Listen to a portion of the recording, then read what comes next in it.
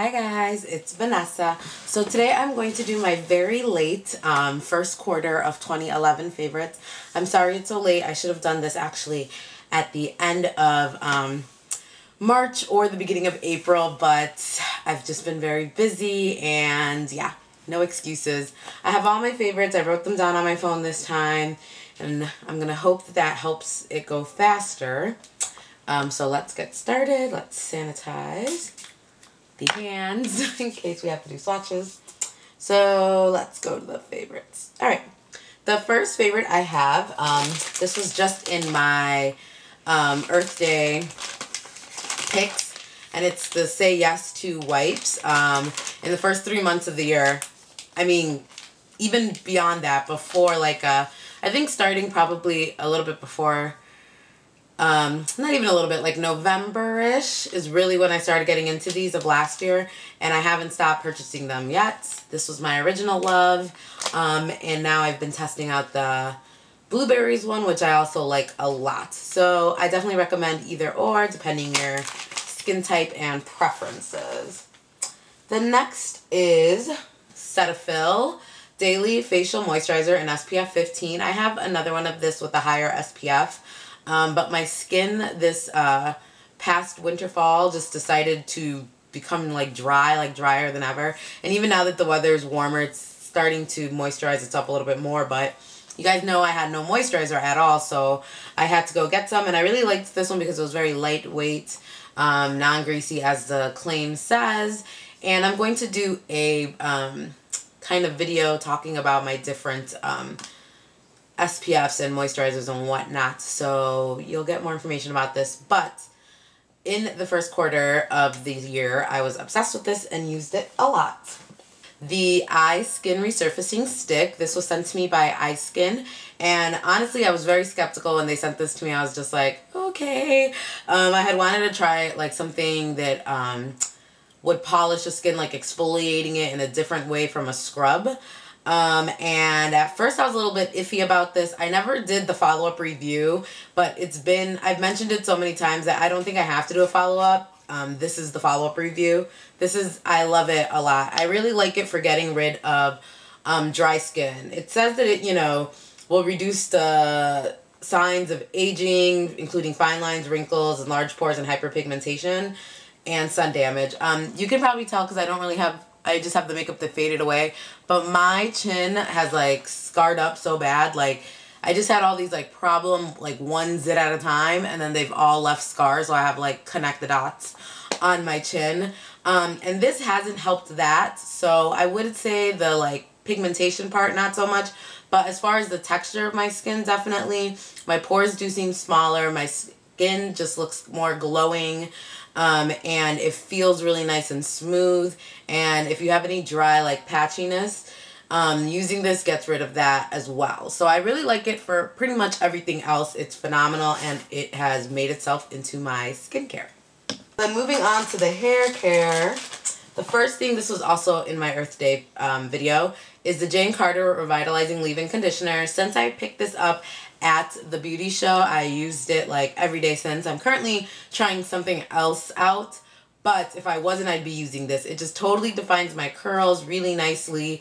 Sometimes I use less styling product because this product defines my curls, and it's but it is paraben free and whatnot, and it's a lot more natural than the leave-in that I was using in the past, and I could totally tell a difference, and I like it a lot.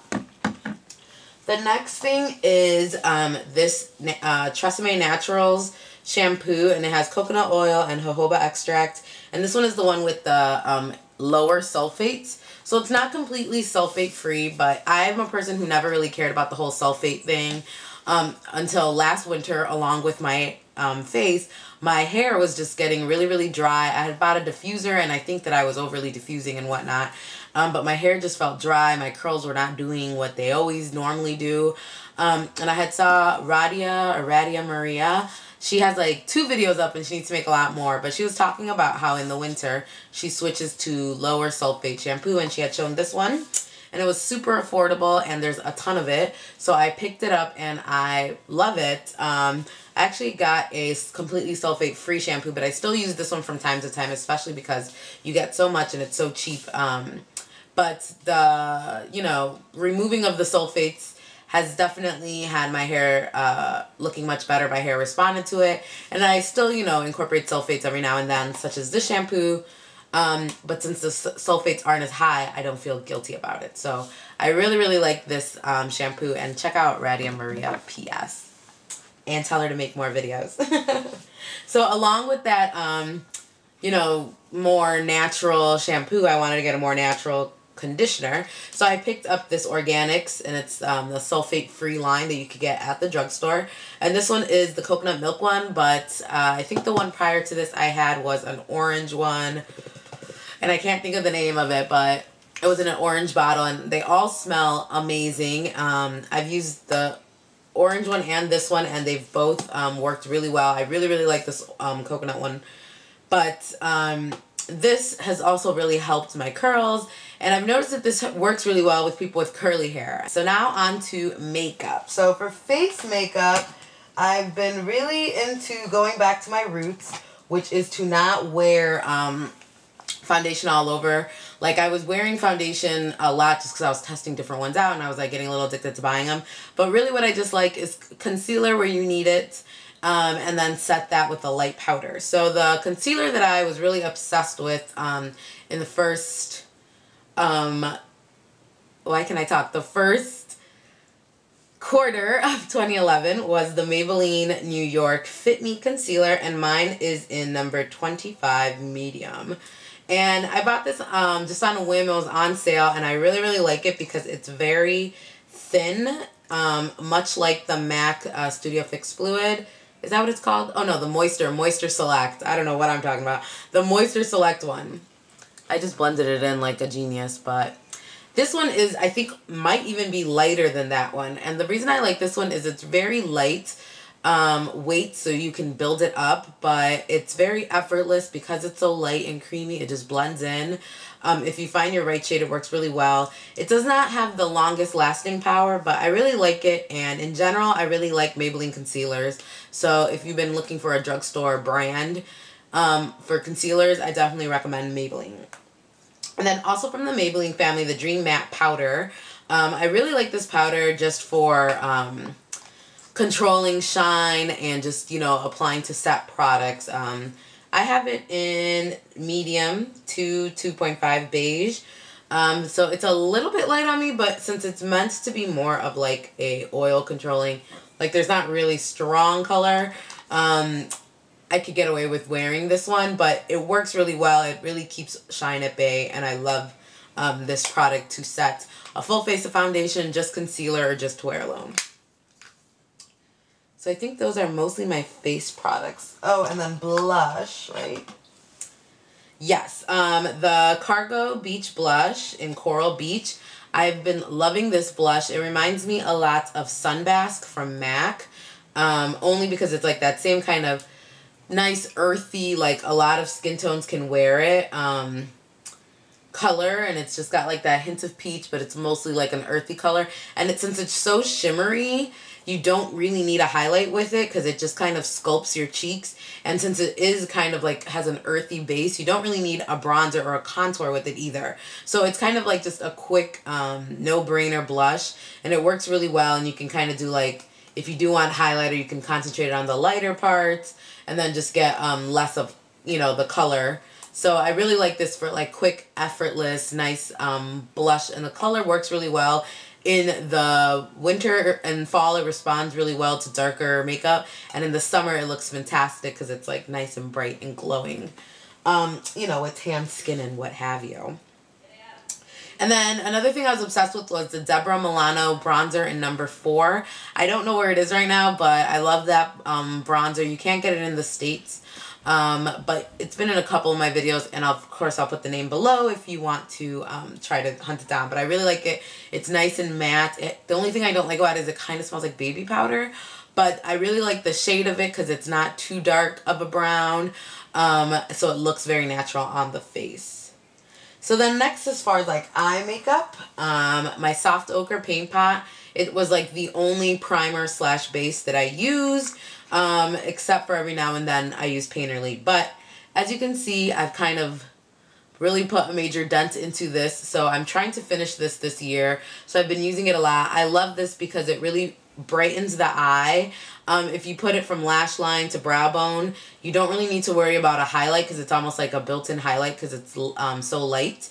You can use it for correcting underneath concealer because it has kind of this yellowish base to it. So if you put it on, it'll like highlight the area and then your concealer will be that much brighter. So I really like it for all of those reasons. You can put it on the lips to nude it out, kind of like lip erase in a pinch. So it's just very, you know, effortless, easy. It makes all eyeshadows pop, and it's not as obvious as like the NYX Jumbo Pencil and Milk, which sometimes makes shadows too bright. This one is just kind of perfect and effortless. Also really helps with your color in the tear duct popping, because like the Milk one sometimes is like, whoa, inner corner highlight overload. So this one is a good base to try if the Jumbo Milk wasn't really working for you. And then for mascara, this is another Maybelline product, and it's the 1x1 Volume Express Mascara. I love this mascara. I thought I was going to hate it, and I bought it just because I had a coupon, because I really did not like the falsies. It did not work well for me at all. This one has kind of like this long, oval-shaped, kind of plasticky wand. But the cool thing about this one is that the wand is very flexible. And I think that that ends up helping out the mascara. It's just easy to maneuver, and it coats like every single lash. And it's like a fat wand, as you saw. Let me take it out again. It's a fat wand, but not too fat.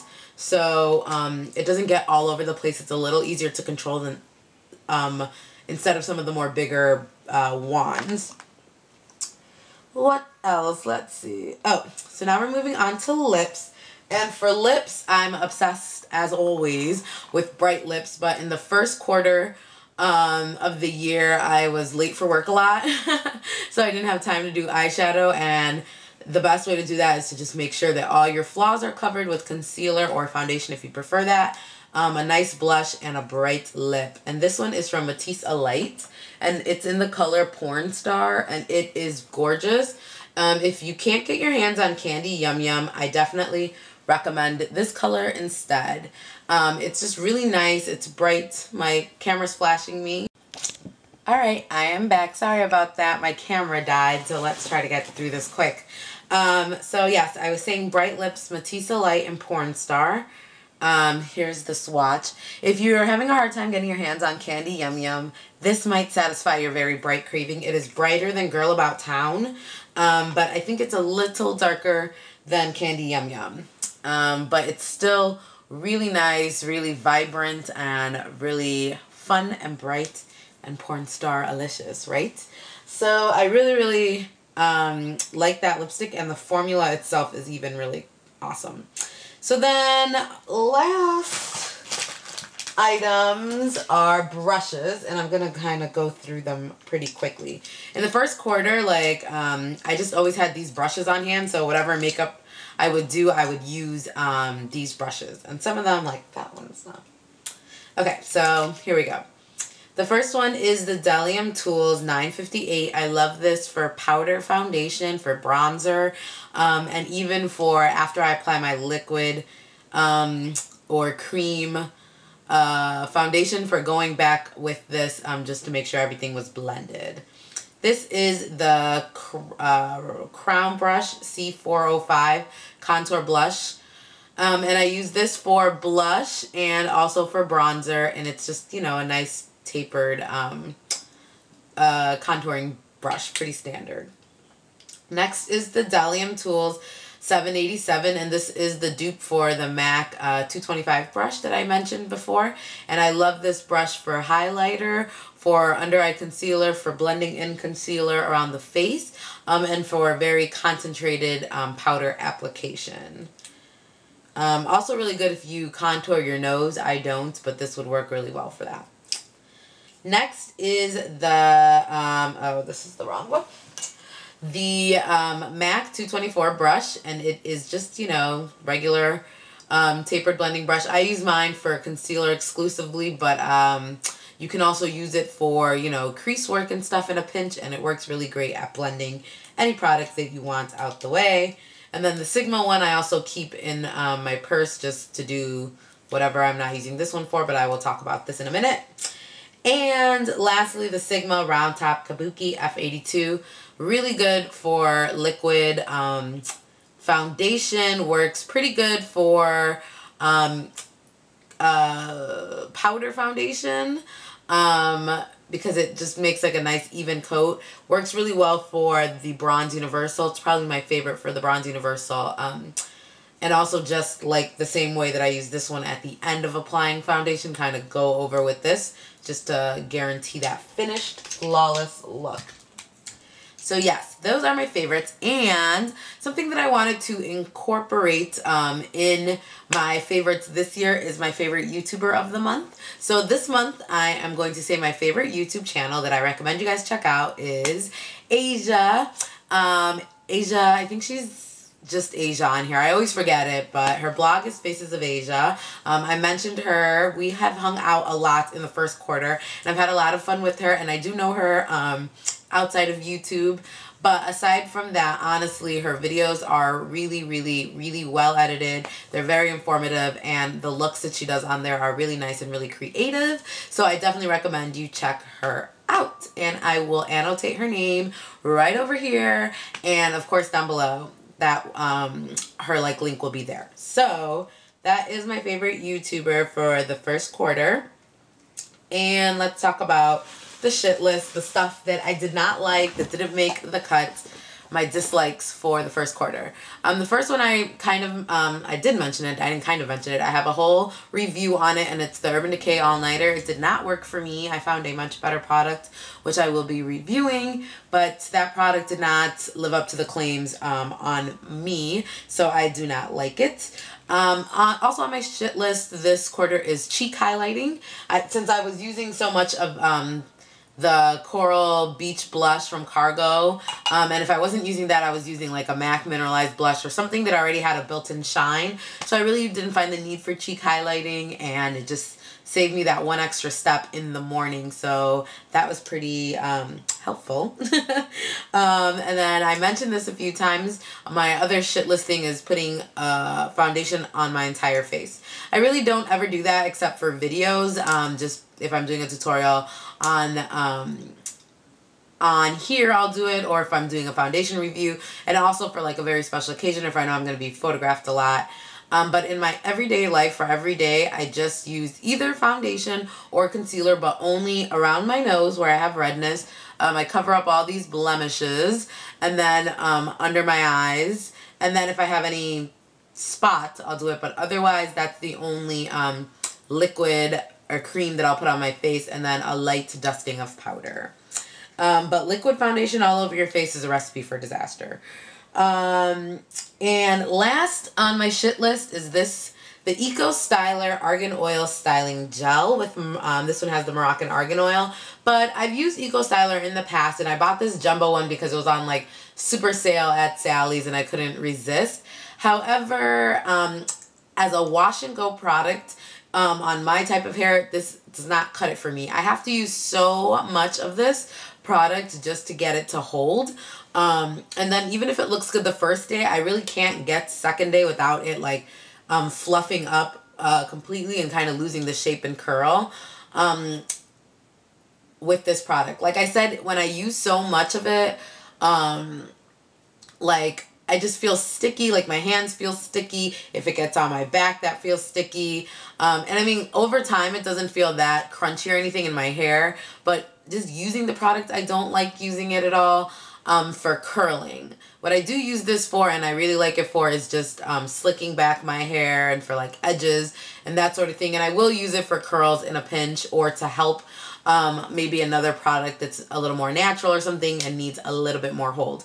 But overall on my hair, it didn't cut it for wash and goes, and I'm kind of bummed because I knew that already. I had tried a smaller one just in the regular eco styler. So I'm kind of bummed that I bought this giant tub thinking that it was going to be like my wash and go savior, and it wasn't. So let's see if I'm forgetting anything else. Oh, now my random favorites, my non-makeup favorites. So a bunch of these I don't have with me, which is retarded. I know, sorry. So the first one is my Starbucks travel cups. I think I've shown them before, but they're basically Starbucks cups and you take them on the go. They come with a straw and they look like when you get an iced drink from Starbucks. It looks like one of those, only it's a hard plastic and you can take it everywhere. I'm obsessed with them. I have 3 of them. I have 2 in the grande size and 1 venti, and all 3 of them are at work right now. So I have to remember to bring one back because I like having at least one here, but I just like them a lot. They work really well. They save you money because I think you get like 10 cents off or something when you use a refillable cup at Starbucks. But they just look really nice. I love drinking out of straw, so I drink everything from my water to my iced coffee drinks to juice. Anything liquid I pretty much drink out of there. I just love that cup so much. And they sell knockoffs of it at Walgreens with like really fun prints for very inexpensive, for like $4 or $5. And they are as good quality as the Starbucks one. So I definitely recommend those. I might pick up one just to have as a backup. And also Starbucks just redid theirs, so they're even fancier. You can like write your name on it and have your drink order already like written on there and stuff. So it's really cool. And they also came with the domed, now they come with a domed cap, like if you get a Frappuccino or something. So yeah, I'm obsessed with them. If you can't tell, I love them. Those cups make my life. And I've been drinking everything out of them. Another favorite is Greek yogurt, the Fage, I think I'm saying that right, Fage, F-A-G-E brand. That's my favorite brand. I love it so much. I like doing the little dip. I like the sidecar of honey, as Hoda says. I love the honey. That's my favorite one. And recently I like the blueberry. I love their commercials. And my battery's low, so I'm going to be quick.